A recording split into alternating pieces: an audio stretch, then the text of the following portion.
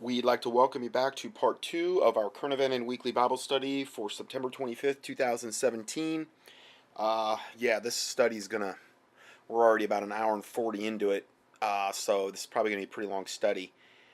The next part we're covering is going to elaborate on something that was previously mentioned in the first part regarding the gentleman talking about when the private contractors came in, how the one private contractor basically said you need to all get out of here and turn over all your aid relief to us, like they come in there like they own the place or whatever. He tried to disarm him, and thank God that didn't happen, because it sounds like a lot of people would have died had that happened. And sometimes, like, I'll be researching and I'll see a particular movie where a particular scenario is played out, and it's recommended you need to watch this because they're really telegraphing their punches here. They're telling you exactly what they're doing within the dark state of the government.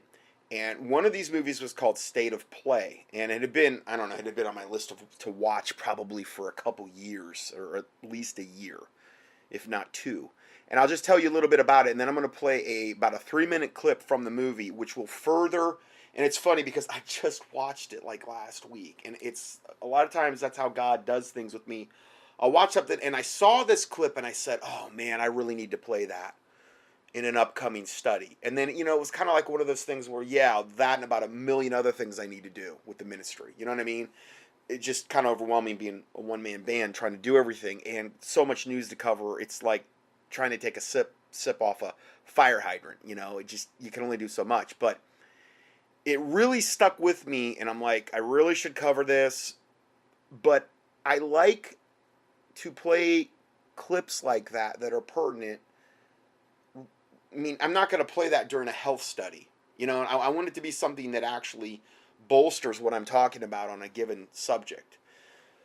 And man, when I heard that, when he said that, it was like the Holy Spirit brought that right back into my remembrance. It was like, you need to find that clip and you need to play that, because that really does shed a lot of light on what we're talking about here. And here's Hollywood openly telling us that they're doing this.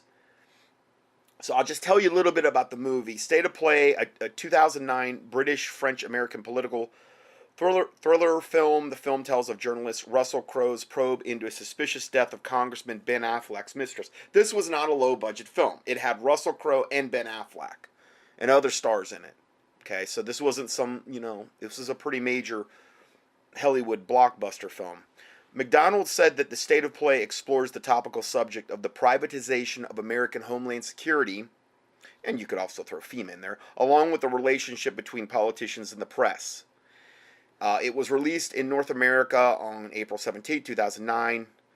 Congressman Stephen Collins, who has military experience, this is the movie now, the plot, and that's Ben Affleck, is leading an investigation into Point Corps, which in the movie is a private defense contractor, which is what we're talking about here today, with controversial operations involving mercenaries, which is what that particular gentleman in the video was dealing with. He was dealing with private contractor mercenaries that were going in there to impose their will unlawfully on this militia that was there, so that they could just have free reign over the area and rape, steal, kill, and pillage and loot to their wicked heart's content.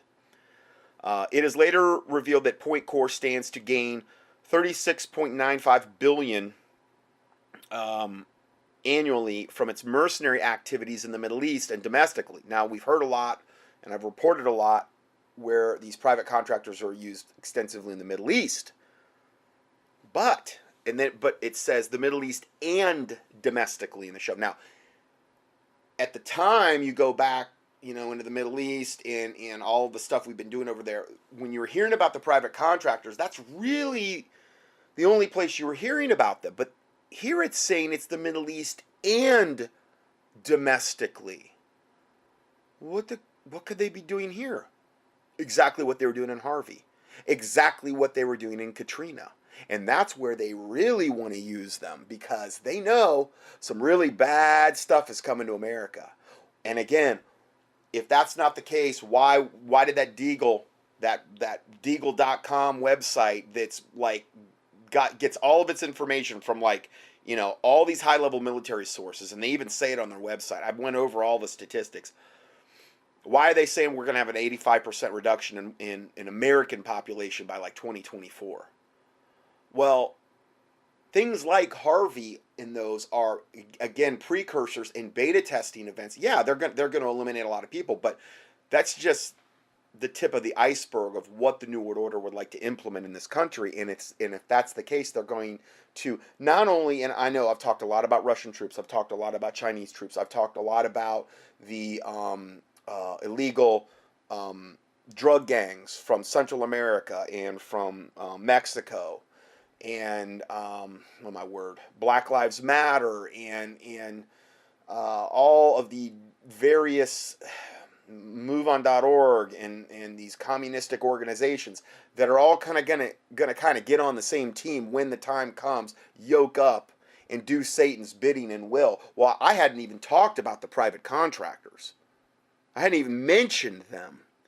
And I think that's why God wanted me to mention them in this, because that's something I had kind of left out of the whole scenario. This was a whole other horrible wrinkle to this. Now, the Lord Jesus Christ is still on the throne.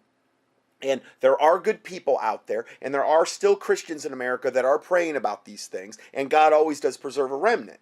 Okay, so I'm not here to just present all doom and gloom, but again, if you don't know about a situation and like there's zero prayer in America collectively going up about it, like this horrible situation with Harvey, guaranteed there's not a lot of Christians that are really praying about the real true issues. You know why? Because they don't even know about them. And a lot of them, if they did know about it, would just stick their head in the sand like an ostrich, because it would be, you know, oh, that's a conspiracy theory. Oh, I can't believe that. Oh, our government would, you know, you know, evil men and seducers shall wax worse and worse, deceiving and being deceived. That's what the Bible says. We're going into a new world order, and you think the new world order government's going to be nice? And what brings us to a new world order is going to be nice? No, it's going to be pure wickedness, evil, and corruption that brings us into that. So we should be expecting these things. So going back to this, the it says that he speaks with Congressman Stevens, who shares his research findings. Point Corps is cooperating with other defense contractors to create a monopoly on purchasing government surveillance and defense contracts, essentially privatizing the United States security from the government. And this will be one of their trump cards that they'll try to play, that let's say if they try a overt takeover of our military, well, they know that a lot of the people in our military won't go along with this, so they won't fire on American citizens. Well, they'll have their private contractors there waiting in the wings as assassination squads and mercenaries that'll go in there and deal with that element, that patriotic element. Now, I'm not saying they're going to like win again, I don't want to come at this from a standpoint of, oh, we have no hope, let's just throw up our hands and give up. But I'm saying that's what I believe how these private contractors would be used, at least in one capacity. So I'm going to go ahead and play about a 3-minute clip here. And you can hear, this is like in the middle of the movie, from the 57-minute mark. And you'll kind of hear what's going on here, and I'll probably narrate a little bit too. I want you to know something. I love my country. I love the military. My aim here is to save them. You understand my term? So I love my country. I love the military. My aim is here to save them. I believe this is a guy that works for Point Corps, that Russell Crowe, the reporter, is interviewing and trying to get like, okay, what's really going on here? I will not give you my name. I will not give you my rank in the Point Corps military structure or the in-and-out dates of my service. Understand. I'm looking for a guy that Point Corps are using on a covert operation. Total deniability. Our mutual friend at DOD thought you might be able to help us find him. I don't know. I'll check it out. So what's your understanding of the Point Corps MO? Their MO? They do whatever the hell they want. These soldiers are answerable to no one. They're loyal. So these are the private contractors. They do whatever the HELL they want. They're answerable to no one. They go in there and, you know, they wreak havoc. To nothing but a paycheck. It's the Muslim terror gold rush. You've been watching these. So in that regard, he's blaming the Muslim the Muslims on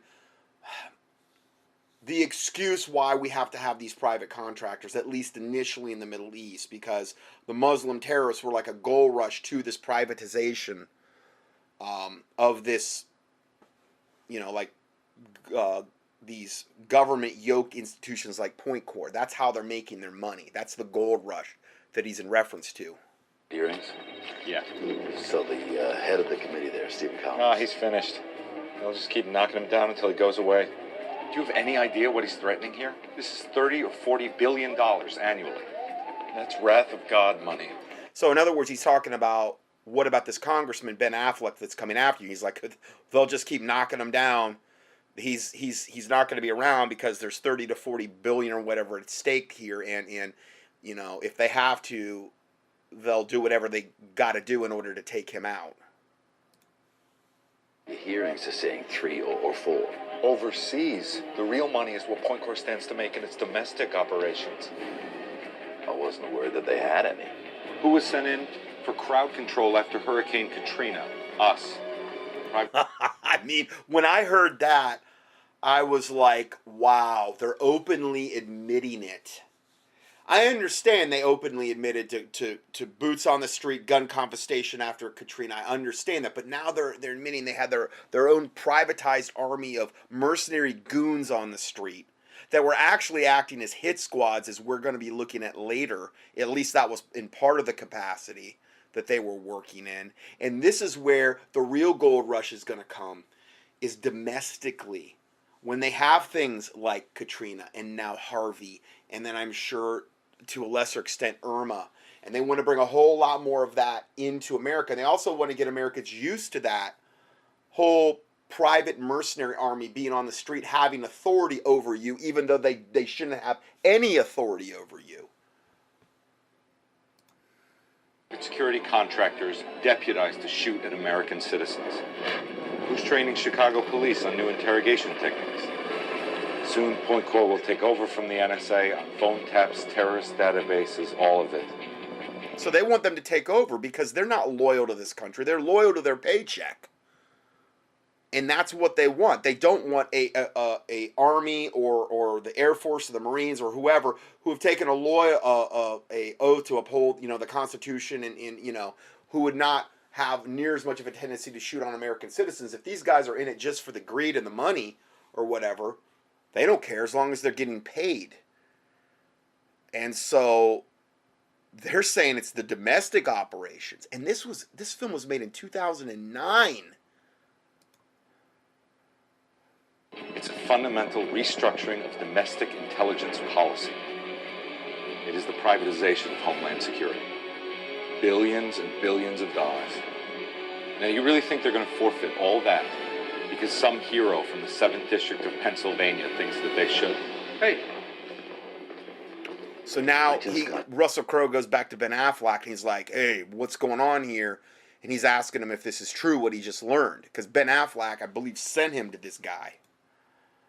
Told by a former Point Corps employee that they have a plan to monopolize domestic security that's worth about $40 billion a year. Is that true? Yes. How? You cannot connect anything that I tell you back to me. You understand? Okay. Last year, 47 companies bid on major Homeland Security contracts. Of those, 16 companies were granted the bids. Of those, I can make connections between 14 companies. And I'm not just talking about someone leaving one company to go work for another. I'm talking about shared banking practices. I'm talking about collusive behavior. Now, my belief is, when all's said and done, when the veil is pulled away, you will not see 14 individual companies. You will see one company. You understand? Like Point Corps, and like I remember when they went into the building where Point Corps, one of the buildings where they were located, even though it was abandoned, it was like, I don't know. I don't know why they, in the plot, I'm not 100% sure why it was, but they had all of these other defense contractors that were listed, like their logos and everything, as being like this Point Corps conglomerate. And again, when you have that, you've got a monopoly. And you've got everybody kind of on the same satanic team, which is also not a good thing.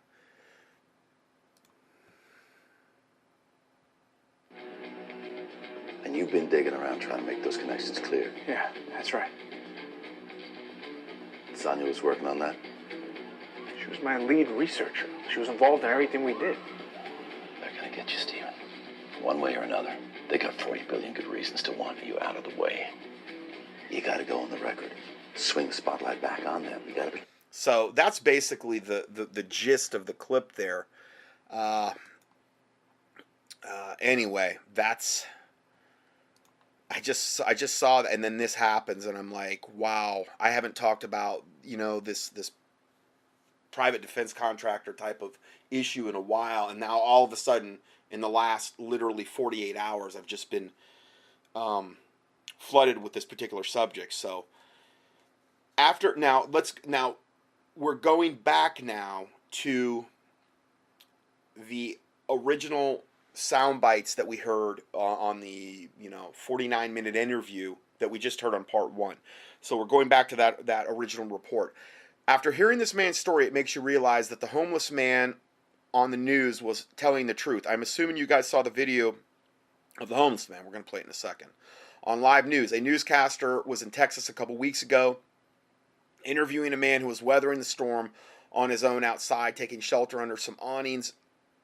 The newscaster walked up to him and asked him why he was outside. The man said because the Red Cross and another FEMA shelter were caught killing everyone inside. On live TV, he said this. The newscaster changed the subject very abruptly. The man then started saying how he was a police officer. He was cut off again. You don't hear the police officer part in this particular clip we're going to play. Here's the video if you missed it. So I'm going to go ahead and just... I'm going to play a little bit of this video because it covers a couple different things here.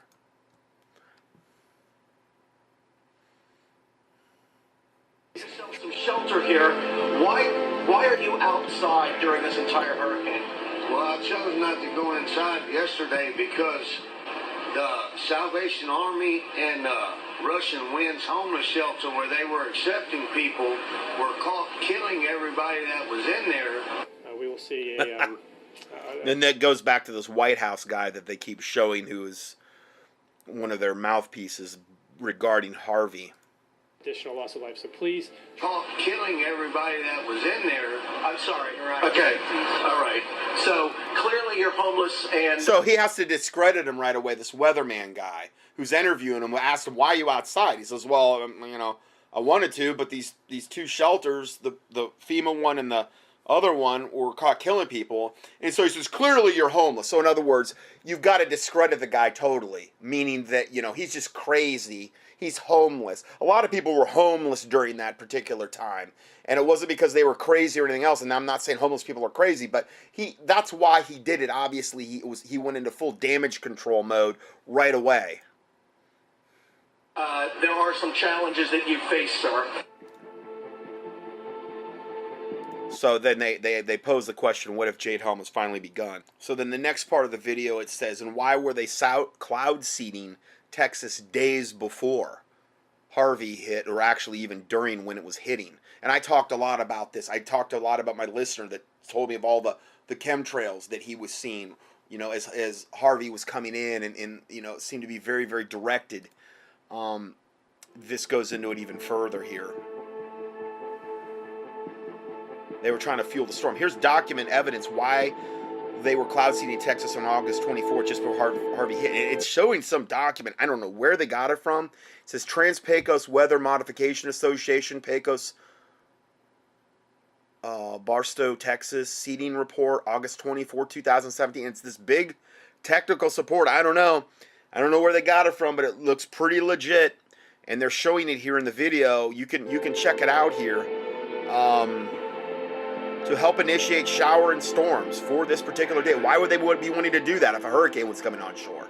And then it was even showing where they were doing it, flight information, meaning where they were implementing the flights to seed the cells for weather modification, the time they were going out, the actual plane. It was plane 26P, the flare location, meaning I guess where this seeding was initiated at. They was telling you all the where it was going on here. I mean, I don't know, man. It looks pretty legit. satellite imagery actually proves the cloud seeding. So if you don't believe that, you look at satellite imagery as the hurricane's coming on shore, and you see all of these areas that were literally, the air was dry, it was black on the thing, whereas this is a black and white satellite imagery, and you know the hurricane's just this big swirling mass of white, and there's these areas around the hurricane that are black, and then all of a sudden, out of nowhere, all of these plumes of white just explode right outside the hurricane. And again, that was what they were doing, is they were trying to fuel the hurricane as it came on land, and fuel it for as long as they could keep it on land. They were steering it, they were charging it up with this NEXRAD Doppler that we had talked about in previous videos, and then when they couldn't hold it any longer, they would bring it offshore where it could refuel again over the warm water, and then they'd bring it back on shore, and then they would cloud seed more. And they were doing all this on purpose by design, all equating out to a 50 plus inches of rainfall in some of those areas, which is unbelievably unprecedented in historic, you know. As the hurricane heads inland, you can observe clouds forming rapidly around it, and that's the cloud seeding. And again, you can watch the video of this all happening. This is a whole other video I hadn't even seen. I played a lot of other videos before. This is just more proof. I mean, these plumes of white come out of literally nowhere. Other types of monitors also captured strange anomalies coming out of Antarctica heading towards the USA. I saw this. I didn't even report on it last time, but very strange stuff coming out of Antarctica as well that could have been actually pumping the storm up. So, again, you just can't even get to it all. Okay, let's go forward here. Also, here are a couple videos which support the man in the first video's claim. Why won't they let rescuers in? What's going on in there? And what don't they want people to see? So here's one entitled Red Alert, FEMA barges in Texas are jails. And they're probably not just jails. They're probably death traps, you know, death centers or whatever. To be kidding me. You guys are gonna just look at this one. We got FEMA barges, ladies and gentlemen, coming to Houston. There's pictures of them. I mean, they're not. It's not like it's some rumor. There's pictures of them. It's on the even local news. They're showing these things. They look like big, 3-story prison ships. Looks like a prison compound. Like they just dropped on top of a barge. This moron, somebody, I think it was like a mayor or something, said they're like river boats. They're like river boats. They're like floating prisons, you moron mayor. Look at this, you guys. We got FEMA barges. And by the way, I heard they didn't even pass inspection. These things look like a jail inside. Port Arthur mayor clarified temporary housing situation for city. This guy right here, Derek Freeman, the mayor, posted a clarification to the temporary housing situation regarding the FEMA barges coming to Port Arthur. Mayor Derek Freeman posted a clarification to the temporary housing situation regarding the FEMA barges coming to Port Arthur. There will be 2 FEMA barges, which will hold 300 Arthur. On his Facebook, clarifying about the barges that will be used to house displaced residents.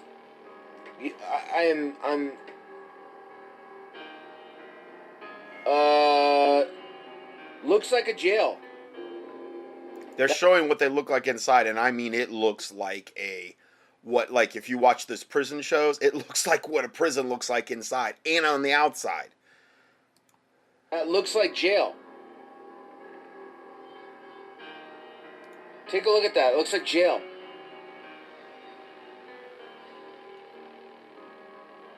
And they're floating on water?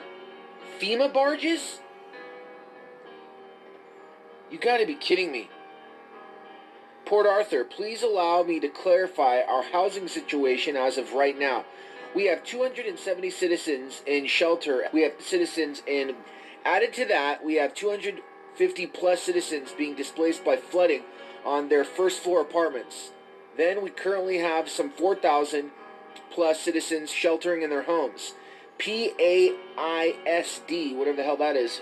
First thought they would be out 4 to 5 weeks, but after assessing the damage on all the campuses, they were able to get our kids back. They were able to get our kids back Gwendolyn Donahue, displaced resident who is currently staying at the Red Cross shelter at Thomas Jefferson Middle School, is not happy with this type of temporary housing. To live from shelter to shelter is hard enough, but at this moment, now you're talking about putting me on a barge? Putting me on a barge, a ship? Will you put out a cargo of food to ship around, and now you're talking about this is how I have to live? She was rescued from her home during Hurricane Harvey and transported from shelter to shelter. She said last thing she wants to do is live on a barge on the water. I will say again, I'm not a fish. I'm not a crab. I'm not a shrimp because I don't know nothing about being on a boat. I don't know nothing about being on a boat. County Judge Jeff Branwick said FEMA and the Texas Division of Emergency Management are looking at other options for temporary housing, such as mobile homes, trailers, and shelters. And death. No, they want to get you on those FEMA prison barges, take you out to sea and kill you. Well, I heard also their aircraft carriers that they were trying to relocate some of these people that were off the coast, and that those are absolute death traps. I mean, I've heard a lot of different scenarios about ways that people were disappearing.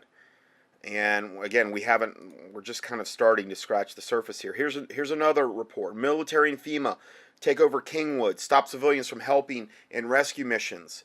So we'll go ahead and play this one.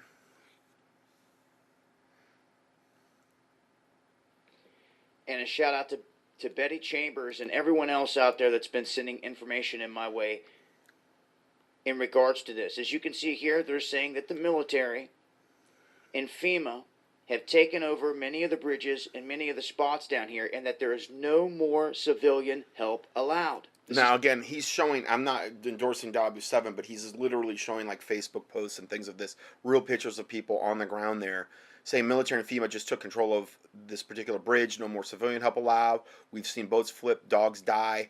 It's interesting, because civilians have been the ones that have rescued many other civilians left and right down here. Yeah, exactly. They don't want any of that to happen. Just like the civilian militia and the Cajun Navy and the Texas Navy and all these good people that have went down there, they don't want that to happen. They want maximum death and carnage, and they don't want this dynamic going on.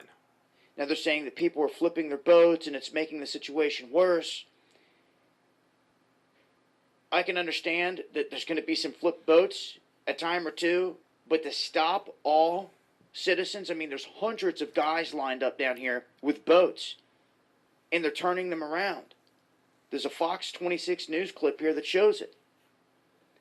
And I'm getting word from people on the ground down there that there's checkpoints set up in Huntsville and that you can go no further south there on the main road to get into Houston. You can't go any further south than Huntsville. This is the information being relayed to me. Now, I'm sure if you're a local and you know some back roads that are not flooded, you can navigate your way around. But as far as anyone else that's just trying to get down in there through the main roads, certain areas are still inundated with water, although the water in some areas is starting to recede slowly, beginning today, as a lot of these spots were expected to crest today. But as you can see here, even though that's the case, the place is still completely flooded out. A lot of people down here need help. This is going to be an ongoing relief effort for some time.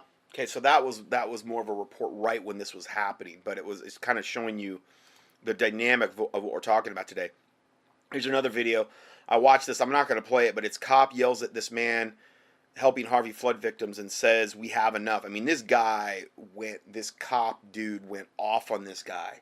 And I mean, he had one of those monster, like, I wouldn't even call it a 4x4. It's a, like, almost something you would take in, like a swamp buggy. A big, like, hugely high platform. This thing could go, I mean, you could probably go in 10 feet of water with this thing. It was that tall. And this cop's just screaming at this guy, trying to impose his will on this guy. Just going into an area, just trying to help. And he's just going nuts. You know, he's part of Satan's legions, and they don't want anybody getting help in there. They want that maximum death and destruction and misery, because that makes Satan happy. And that's what it really all boils down to, is that, what I just said.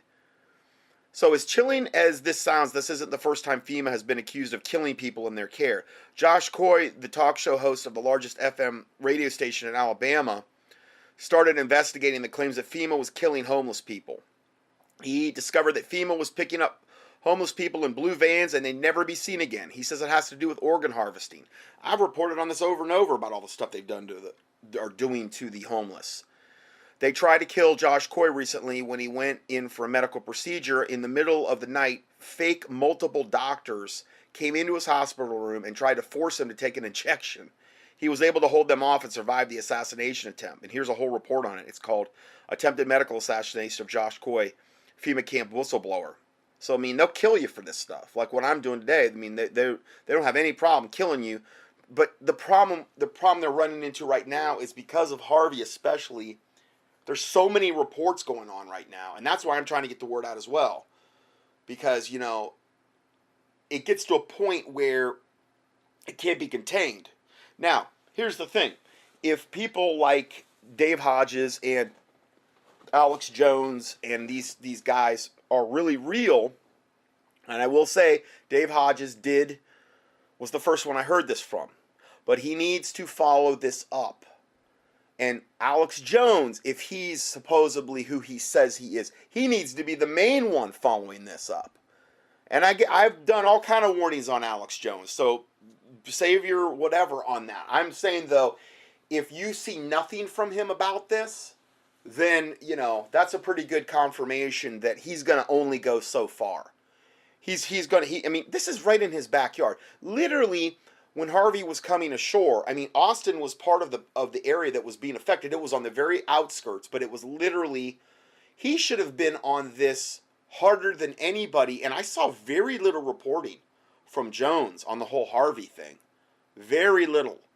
I mean, he's got all these people, boots on ground, all these reporters, all these contacts, and I've heard very little from him about this, which just all the more makes me have a tons of suspicion regarding Jones and his true motives. He should be the one on this more than anybody. So it's extremely disturbing when we see homeless being openly separated from the general population and forced into buses on these hurricanes, that's also happening as well. This was posted by a friend, the lady writing the article, in a private group I'm in, and she said this, quote, "This was posted by name omitted. She is in one of my Facebook groups. She is a first-hand witness to this. It's disturbing. This alternative news flash has come into me today, this 9th of September, from Central Florida. Homeless in Florida are segregated, deported to unknown locations as Hurricane Irma approaches. Poor and homeless people who were standing in line to register at community shelters today have been systematically separated out from the lineups by police and transported to unknown locations." They want these people dead anyway. This is the perfect manner in which to get them to comply with the government and to literally go to their own destruction. It's the perfect thing. Irma. An eyewitness at the school shelter in Flagler County reported this morning, quote, "There were a dozen or so guys in line, mostly men and a few women, some of them in wheelchairs. The cops got on the blower and read out a bunch of names and told them they all had to get on the bus that just pulled up. It was a local school bus. One of the guys, whose name was called, objected and asked why it was only the homeless being put on the bus. Two cops immediately grabbed him and forced him on." Oh, that's nice. "A lady in a wheelchair started screaming and demanding to know where they were going. I asked one of the cops, and he said to the local Salvation Army." Oh, boy. So, in other words, to your death, probably. "But after they forced them on the bus and it left, I called my auntie on my cell phone, and she drove by the only Salvation Army in the area, and there was no school bus there. The place was all locked up and boarded up against the storm."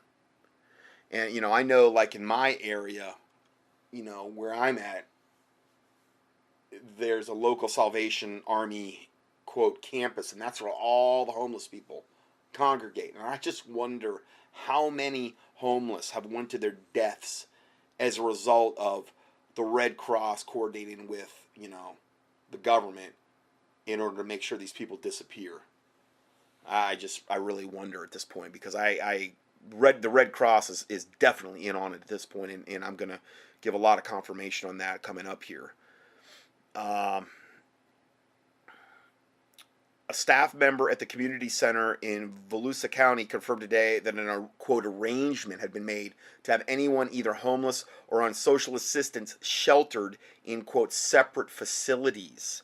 But the staff member gave no indication where those facilities were or why the transportees had no choice in the matter and were forcibly pulled out of the lines by police. In other words, it's harder to make people that are on the radar disappear. There's more questions that are going to be asked. But if you're homeless and nobody really knows your whereabouts, they're the easiest targets for the government to implement their beta testing in. They want them dead anyway.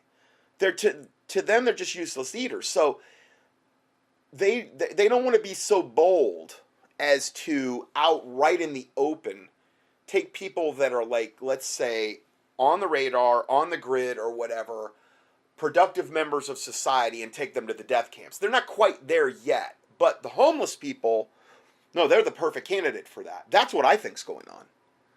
You know, I mean, from what I'm seeing here, how could I think any different after what we've already heard just now? And I'm not even halfway through this study right now. Let's go forward here. Now watch this video of these homeless people being forced onto separate buses. Watch the video. It's absolutely chilling, especially when the officer says, "I'm sorry, we got the information after you got dropped off and there was a separate shelter for homeless." Now you can watch the video at this particular link. Now you have to understand, in this video, to me it wasn't that chilling because they knew they were being recorded. The people that were making them or wanting them to go on these buses were basically saying, they were saying, well, do we got to get on the bus? And the guy's like, no, you can walk to the center. And I think if the cameras hadn't been on them, they would have said, yes, your compliance is mandatory. But they were on their best behavior, and it was still a bad video, you know?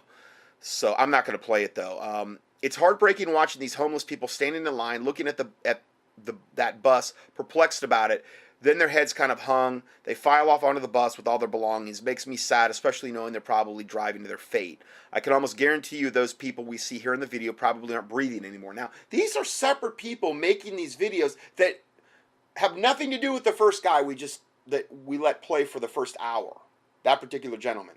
These are all separate people coming to the same conclusions. And there's so many videos up on YouTube, there's no way I could go through them and vet them all and everything else. There's tons of people with their own firsthand accounts about this. I'm just trying to give a good synopsis of what we're looking at here. And kind of, it's what I always try to do with my studies, make a very broad subject, try to condense it down and put it in a format where, you know, hopefully you can get through it and not have to spend your whole week trying to search all this stuff out. I'm kind of trying to do it for you. So, going forward, and here's an article written yesterday about how puzzled the police are in Salt Lake City about where all the homeless people went. Mystery in Salt Lake City, where have all the homeless people gone? And this is an excerpt from the article. The streets around Salt Lake City's downtown emergency shelter have long been home to hundreds of homeless people. In recent weeks, though, nearly all of them seem to have vanished following a police operation. Local residents are mystified as to where they've gone. I've done tons and tons of stories on this exact thing. Whole colonies of homeless people, like in LA and in California and those places, disappear overnight. Literally hundreds of their shopping carts all stacked up in rows the next day, and everybody's like, where did they all go? They went to the death camps. That's where they went.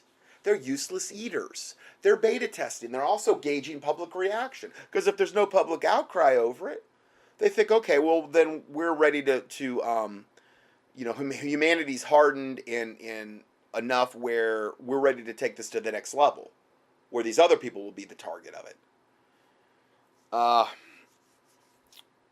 Yeah, the people are all gone. The Salt Lake Police Chief Mike Brown said he had visited parks in the Jordan River, which threads its way to the Great Salt Lake and has homeless camps dotted all along its banks. But he hadn't seen an influx from downtown, meaning he hadn't seen any homeless on these camps that he knew were there. Sergeant Brandon Shearer has been up in a police helicopter looking for camps and seemed equally perplexed when asked where the people had gone. He said, quote, "I don't know." He said, "That's a good question." Now, normally they don't even report on this. I'm really surprised they would even let this run in the Salt Lake City, whatever Tribune or whatever this was. But yeah, they actually had this report out. And here's a picture of a big nuclear power plant. And it says, a small group of people are controlling the world. That's not a conspiracy theory. It's a documented fact. If we don't take these people out, they're going to kill us all. Well, that's what the plan is. I mean, that's what their plan is to do, obviously. So, going back to this report from the Salt Lake, I believe, Tribune, advocates for their part fear a humanitarian crisis is brewing, while observers continue to wonder what has become of the population who lived around the road home until only last month. The state is transforming the physical landscape there, meaning where I guess they used to live, even though it plans eventually shuttering the shelter and opening 3 smaller ones in the region. Any homeless people who want to return are welcome back, but now there are 10-foot-high chain-link fences and floodlights that at night render the shelter akin to a high-security border crossing. So they've taken all the homeless people off the streets. They're in the death camps. They're either dog food or whatever they do with them. Okay, and I don't mean that to bit. I mean, I'm just saying that's probably what they're doing. They're probably doing something incredibly evil and nefarious. Human sacrifice. Like I said, probably about 1 million people go missing every year. I've documented that over and over. And the homeless are the most logical, easiest targets of them all. So now what they've done since they've removed them, they're like, "Oh, you're welcome back. But now you're going to have 10-foot-high chain link fences, floodlights at the night, rendering the shelter akin to a high-security border crossing, or perhaps a prison." While officials describe part of the recently blocked-off street in front of the shelter as a, quote, safe space where vulnerable drug-free people can get help, social workers have taken it to calling it, quote, the yard. Here's another report. And of course, during these hurricanes in Texas, it's extremely disturbing to hear the leaks that they were killing animals. Of course, they completely denied it when the word got out to the public. Here's an excerpt from a Facebook post. "Okay, everybody, here's an update from Texas. Do not ever, I repeat, ever donate any money to the Humane Society or to the ASPCA. They showed up here today with government officials and shut down our rescue mission. There are genuine rescue missions in Texas for animals. And they're really trying to save as many animals. There's all kind of little animals that are dead because of the flooding, the ground burrowing ones. It's horrible. I mean, the people, the animals, it's just carnage, But don't donate any money to the Humane Society or this ASPCA. They showed up here today with government officials and shut down our rescue mission. They're confiscating the animals that we rescued and have decided that every pit needs to be put down, meaning I guess pit bull, and any animal they think needs to be put down, they are euthanizing." Okay, so then it says they are not even giving these owners a chance to come and claim their animals. I am so PISSED'd. We are Superstar, who rescue crew, and everybody here, we are pulling out and we are moving and relocating to another area so we can continue our rescue mission. Because everywhere people are trying to do righteous things, the government or the Humane Society or the Red Cross or FEMA or these private contractors are all coming in and basically shutting everything down and making sure that as much evil is being perpetuated as possible, is what we're talking about here. And if you're giving to these organizations, understand you're funding and fueling that wickedness to happen. Okay? So, and we're going to get way more into that very shortly. We are not going to let them keep our dogs and our horses and our animals so we can get them back to their owners. It is a disgrace they get millions of dollars donated to them so they can fix the problem by just euthanizing them. I haven't slept in 2 days. I am beyond mad. I want to punch somebody in the face. So that was another report. Here's another one. A friend of mine on Facebook posted this on my page today. Quote, my girlfriend of 18 years went missing 2 days ago after the hurricane. And now this is in Jacksonville, Florida. So this is Irma, okay? She is disabled and needs her meds. She would have made attempts to call me, but she hasn't. It's been 10 days now and no word. She's in Jacksonville. I filled out a missing persons report, posted flyers, drove up and down streets, emailed news stations 3 times. No responses. I'm very worried. She did not take her purse, extra clothes, ID, nothing. No one knows anything. I don't know how or if she's eating. If she doesn't do her meds soon, she'll go into full-blown manic. Now, that's another point. There's so many people that are addicted to these mind-altering meds. Then you got people addicted to the diabetes medications. You got people addicted to the heart meds and all of these different things people are addicted to. And they are addicted. Let's face it. Once you go on meds, the meds do things your body would normally typically try to do on its own. And when you deprive somebody of those meds without compensating with some type of targeted clinical nutritional supplement is the best way that I know of to do it. It's what I specialize in. Then you cannot expect the body just to say, oh, well, I'm good with this.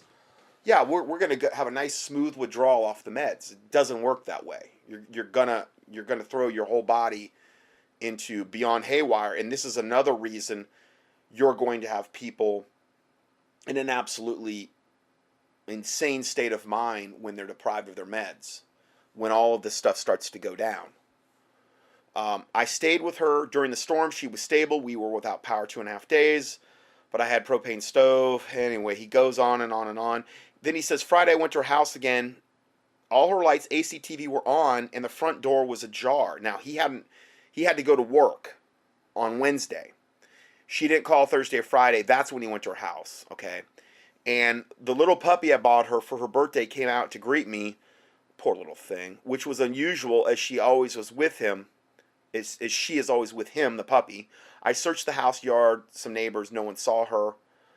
I stayed at her house Friday, Saturday, Sunday. Called the police. Officer came, told me to wait a few more days, so I did. I called them again on Tuesday, and then I filled out an MP report. Don't know if FEMA was there, but probably, as we were hit pretty bad here. Lots of damage, down trees, and flooding. And, FEMA could have come to the front door, and she's freaking out over not having meds or whatever. Like, oh, come with us, man. We have a nice warm bed for you, in a guillotine waiting so we can harvest your organs.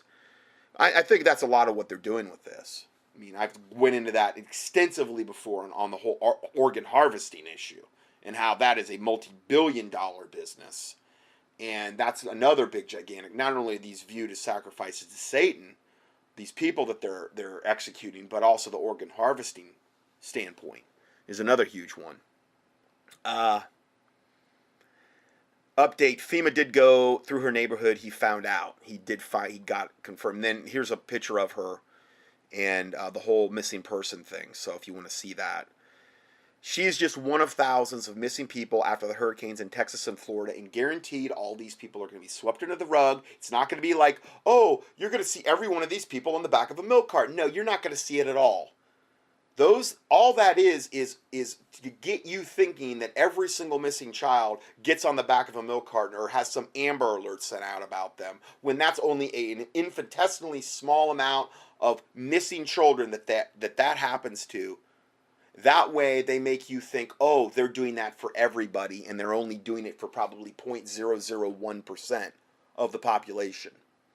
Just to make you feel all warm and fuzzy when you see it. I've got into that many, many times. All the missing children, like up in the Virginia area and the Washington, D.C. area, and how the pedophile network up there and the whole Comet Pizza, and we covered that at length too. So the thing is so much of what I talk about on a week-to-week or if I do these teachings every couple months, it all interweaves, it all interconnects, it all cross-confirms in the end. It really does. I mean, almost every single subject I cover, it's related in some way, shape, or form. And going further, and don't forget the fact that the Red Cross is absolutely nowhere to be found anywhere in the midst of these disasters. No, they're there to be found. They're the ones, though, doing all the wickedness and evil and making sure the supplies don't get to where they're going to. Yes, they're raising money nonstop from gullible Americans. A Houston city councilman had strong words about the Red Cross. In fact, he's begging people not to donate even 1 penny to this group.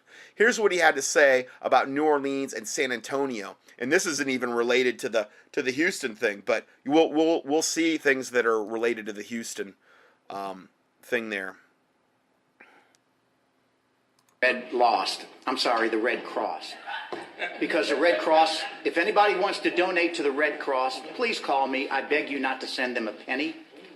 They are the most inept.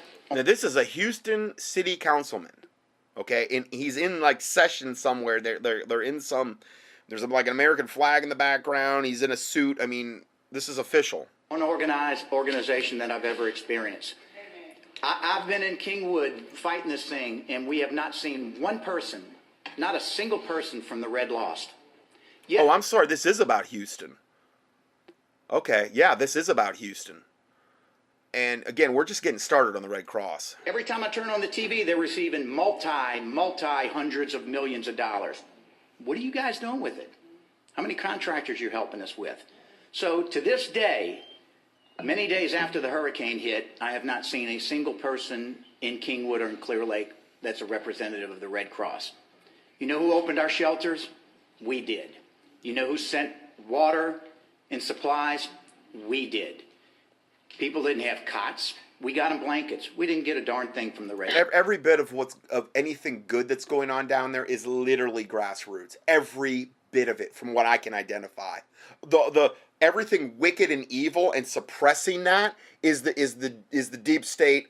You know, all of these governmental organizations and organizations like the Red Cross, and now you have the Humane Society, just these big organizations that are yoked up with the dark government, the dark aspects of our government, and the privatization of these military contractors and FEMA and Homeland Security. That's where you're seeing all of the wickedness occur. It's unbelievable. So if anybody wants to send them money, don't waste your time, don't waste your money. Send it to other causes. Thank you, Mayor. Thanks. Yeah, you really need to vet where you're putting your money if you send any money down there, you know. And I don't really know exactly, but typically the smaller charities, the ones that are more, you know, boots on the ground, the ones that are more grassroots, those are the ones that you're going to have a much higher chance of the money going to the right. And now, obviously, if you actually had any direct connections to any of the people, you know, there, that would be a much safer thing as well. So let's go further. Here's another video. Leak, sickening video of what the Red Cross is doing with Harvey donations. So let's look at some more here.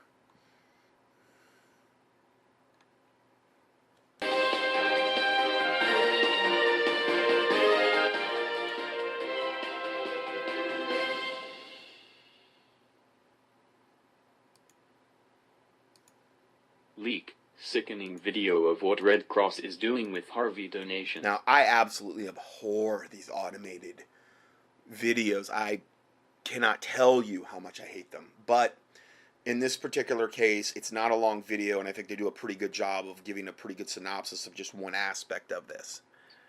Christian News alerts. The Red Cross has recently come under scrutiny for concerns over its handling of relief efforts. Critics point to the organization's track record of allegedly misusing donation funds.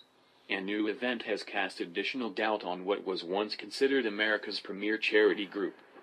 According to a video posted to Facebook, a Texas woman filmed what she claims to be piles of unused Hurricane Harvey donations thrown away by order of the Red Cross because they can collect more. Now here's the video in the background of the lady talking, and these are the videos that Red Cross, these are the supplies they're just throwing away.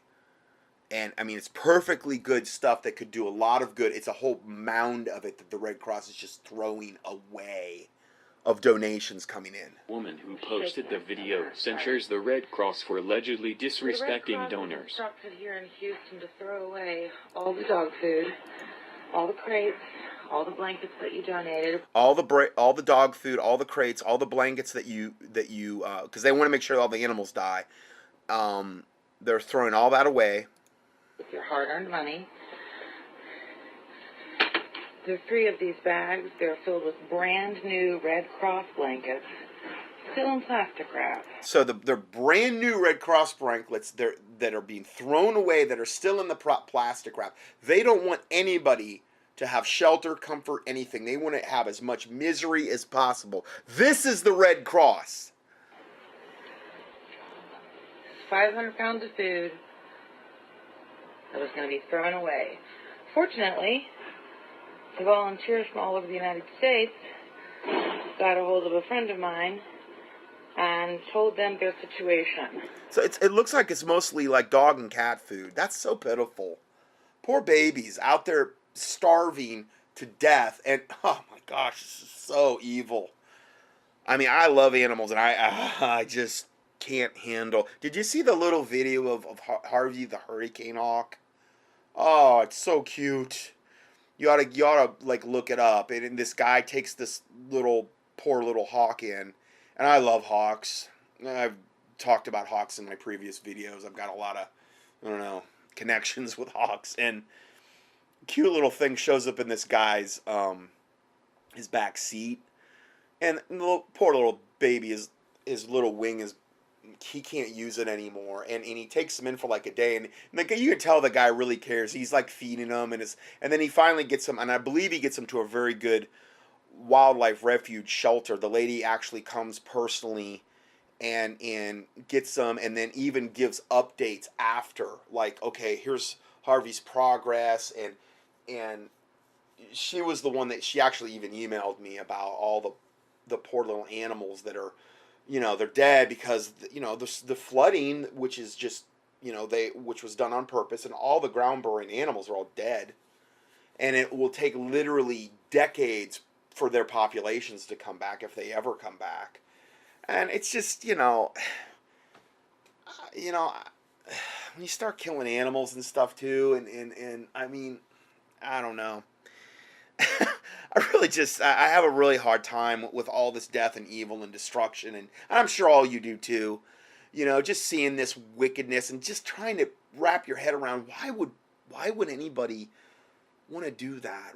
How could they gain satisfaction through all of this? Did they realize how white hot in hell they're gonna burn? And to have no fear of God, but it's not even, to me, fear of God. It's like, where's your compassion? Why wouldn't you have compassion on these people that are there that don't, and on the animals and on all? I mean, it's just so incomprehensible. It's horrible. Just completely filled my vehicle. I'm going back for the second load. It's free. And they are instructed to throw it all away because they can get more, according to the director. They can get more. That's their down reason. Here in Houston at the Red Cross. Even though they're not getting any of this to the targeted people, they're literally taking it and either throwing it away, or, as we're going to see, reselling what they're getting as donations. Reselling for a profit, the Red Cross.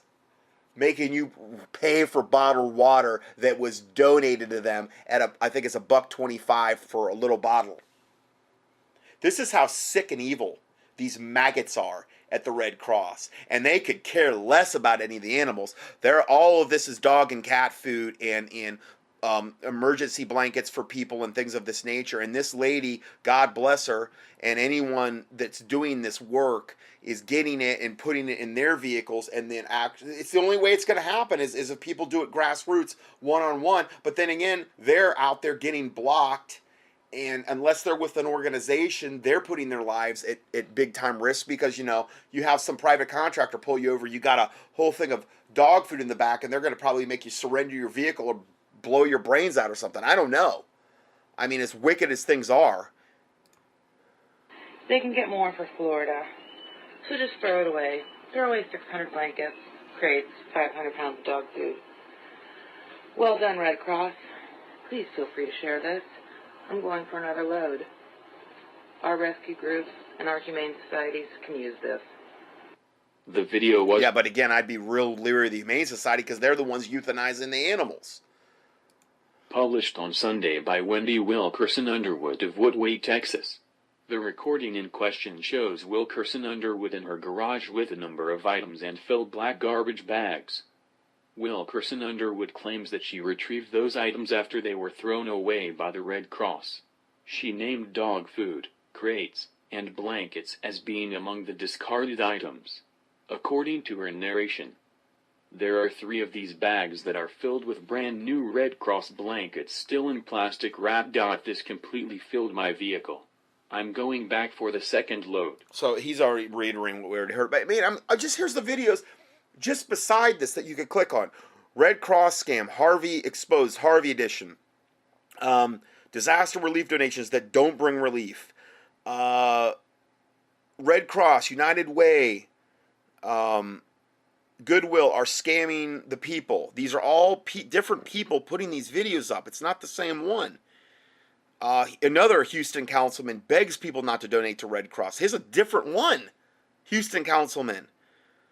I mean, it just goes on and on and on. All this wickedness. Oh, here's another one. Red Cross stealing from the doorsteps of churches. Yep, after Harvey devastated Texas. Now I'm going to play this one. I just can't not play these.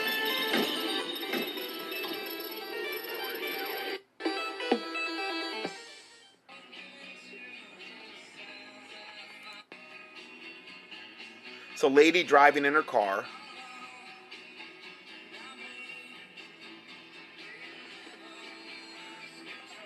I don't know why she takes so long to start talking, but she's parked. Let's see if Facebook cuts my live feed. Oh, I'm Facebook sorry. cuts my live feed. I don't know. We shall see. I'm going to share something with you guys real quick. It is an executive order that was signed by Barack Obama on March 16th of 2012. Order EO1. And then she's going to show how that relates to what's going on right now. Because this video just came out on September 9th. So it was a little bit closer to the event itself. But again, you know, a lot of these things don't get bumped up in the YouTube until they've been out for a little bit while, until they get views. And I think what we're seeing now is a critical mass has developed on a lot of these Harvey videos that maybe have been out for, let's say, 1, 2, 3 weeks, but they weren't rated that high because they didn't have a lot of views. So now is really we're seeing critical mass on a lot of this information getting to the people. 13603, titled National Defense Resources Preparedness. Obama claimed authority under the Defense Production Act of 1950, a Korean War era statute, 50 U.S.C. It gives government power to marshal whatever resources they want. You can find this information at obamawhitehouse.archives.gov. It was an executive order that he signed. You guys remember the story that I've been sharing with y'all? I apologize. I'm sick and I'm worn and I'm torn and I'm just at my wit's ends with all this. But she's there, boots on ground. She's been doing this probably at this point for a while now. I mean, she put the video up on September 9th after this had all come. And the people are just, like the guy that we heard in the video, he was only there for 5 days and he's just, you know, you just have no idea what kind of toll that takes on you physically. Like I said, it looked like he'd aged 10 years. From the video I saw that he'd put up earlier in the month, he looked like 10 years older. This lady is probably just been through the ringer. They've been boots on ground. Their adrenals are shot. And they're not believing the wickedness that they're seeing. And they're trying to process it. And it's hard for somebody that has a moral, let's say, Christian worldview to understand the wickedness they're observing. I'm going to go ahead and share something with y'all. A lot of you remember me sharing the story about this past week with a friend of mine by the name of Gregory Colton. He's been working hand in hand with the Cajun Navy as well as AP Off-Road in their efforts to take care of the victims of Harvey that were left behind in the wake of this devastation with literally nothing. Okay, so again, this is the Cajun Navy, you got the Texas Navy, you've got these other militias down there. These are the only ones that are actually really providing relief, from what I can gather. you know, and wonderful people like her that are actually doing this work, grassroots, joining arm in arm, and you know, to get this stuff done. Some children that were ripped up out of their baby beds in the middle of the night with just a diaper on, while their families began to tread through water that was chest high. By the time these families and these children got to a safe place where they could be taken in and clean up and maybe hopefully get a warm meal and a good night's sleep, a decent night's sleep, these children's diapers were soaked. So now we have children that literally are naked, ripped up out of their beds in the middle of the night with just a diaper on. Their parents took them through chest-deep water. By the time they were able to seek shelter, the baby's diapers were soaked. They were soiled.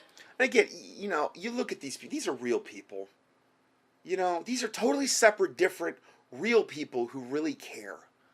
And this is the only place where we're going to get truth. I mean, unless God were to reveal it to you or whatever. This is where you got to go to get truth. Boots on the ground, people that live there and are going to give these types of reports. They had to take them off, and these children were left with nothing. These babies were left with nothing. So Gregory Colton has been working hand in hand with the Cajun Navy and AP Off-Road. We were doing search and rescue for the first week. Now we are in the process of trying to, we're just in the process of trying to help out these families rebuild. Not rebuild their homes, but rebuild their faith.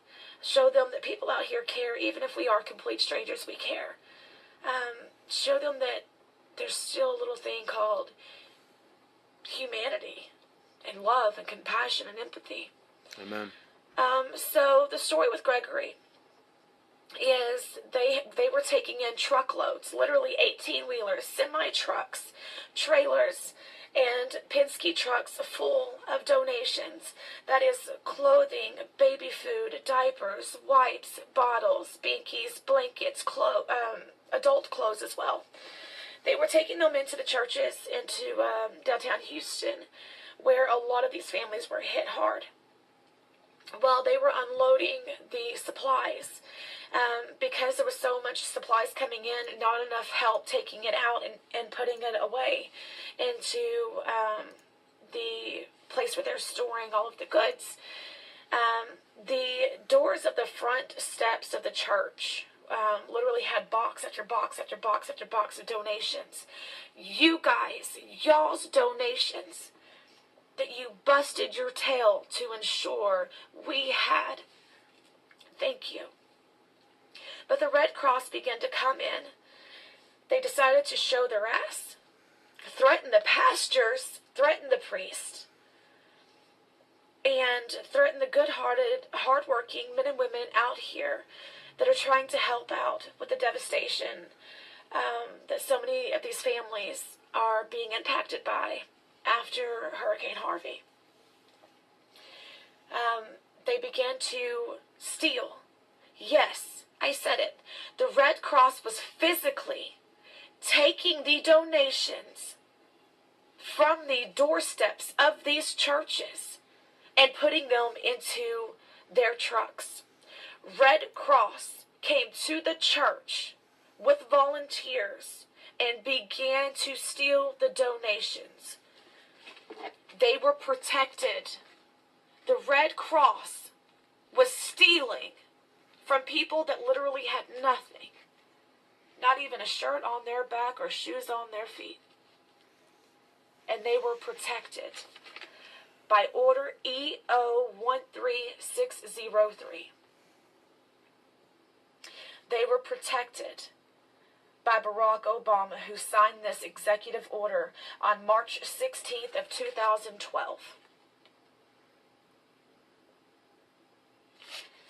You guys can find... Barack, you just to let you know, Barack Obama, you are going to burn in hell white hot.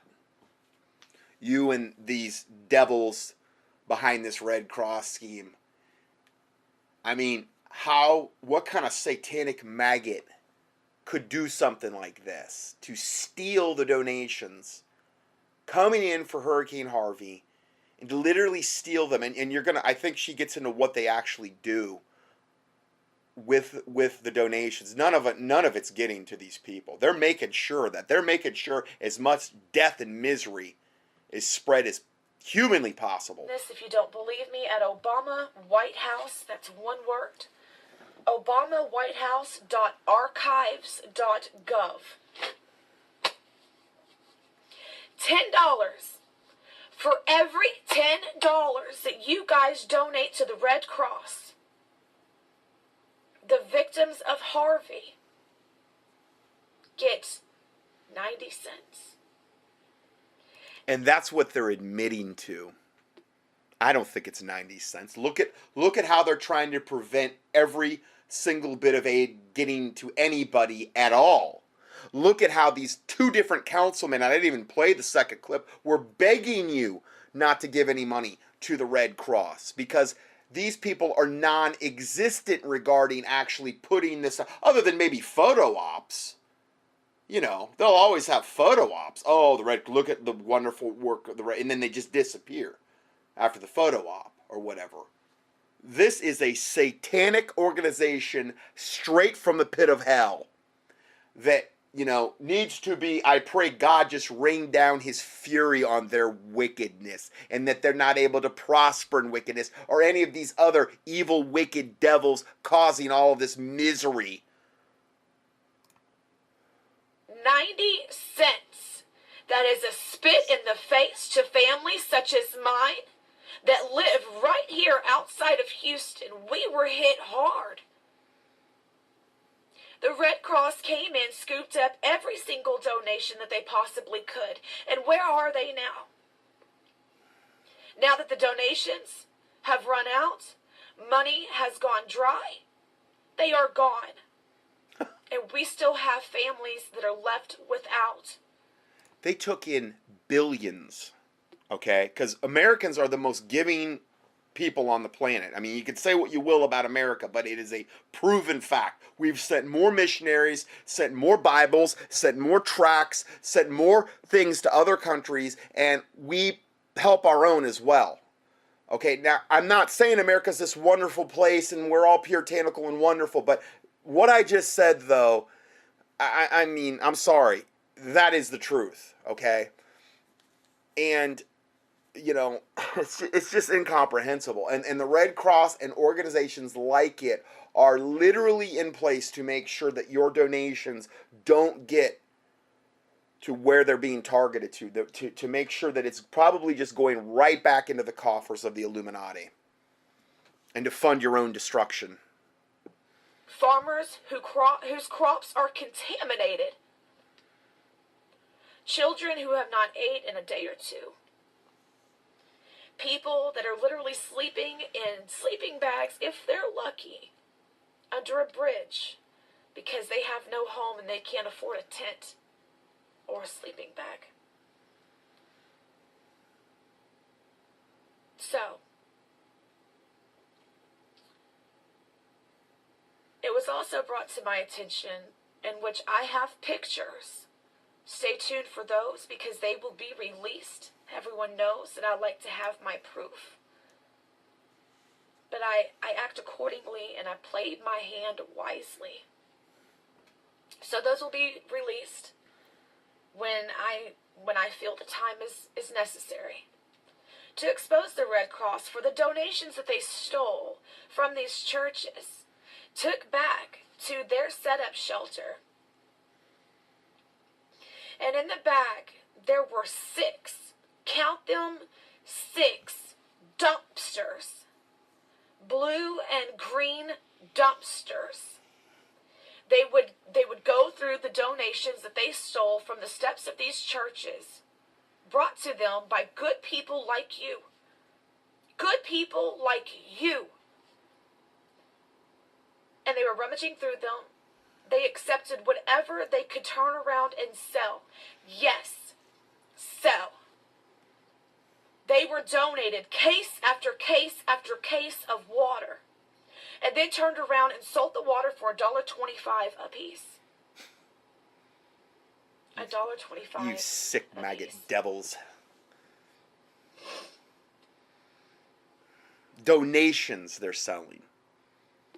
Donations for people that are literally, there's no water because the water's all contaminated. The wells are all contaminated. They're spraying these neurotoxins on the people. And they have the satanic audacity to turn around and take the donated water and sell it for $1.25 a pop, and then just trash all the other things that they can't sell to make sure that none of that relief gets to any of the people. That's the Red Cross.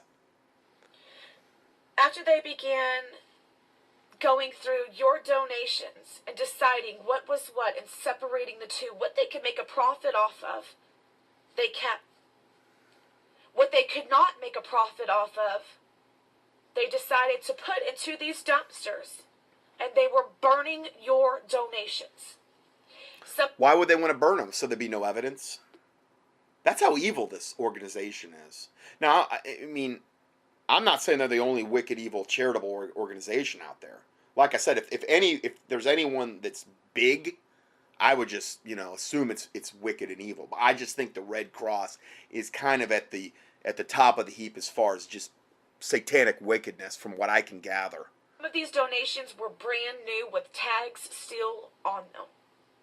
Just like the lady that found the 100+ Red Cross blankets that could have been dispersed, that were literally sealed in the packages, that were back there to be disposed of with the dog food that they didn't want to distribute. And again, I'm looking here, all these other videos. Red Cross turning away diapering families. Red Cross was stealing from the church doorsteps. These are all different people posting videos. American Red Cross exposed. Do not donate to them. I mean, it's one after another. And the Red Cross could do that. They could confiscate donations. They could steal donations. Legally, they were protected by Order EO 13603. National Defense Resources Preparedness. Obama claimed authority under the U.S. under the Defense Production Act of 1950, a Korean War era statute, 50 USC. It gives government power to marshal whatever resources they want.